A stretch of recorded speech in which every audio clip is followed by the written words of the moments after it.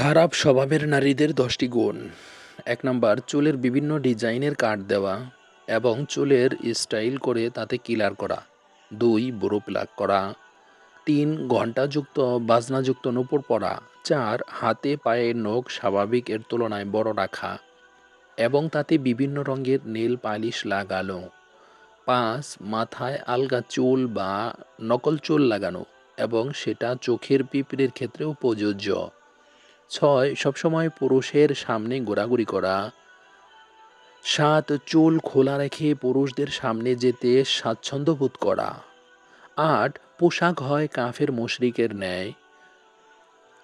৯ নাম্বারে রাস্তায় বেরোলে এদিকে ওদিকে কুদৃষ্টিতে তাকিয়ে থাকে এবং পুরুষদের আকৃষ্ট করার চেষ্টা করে।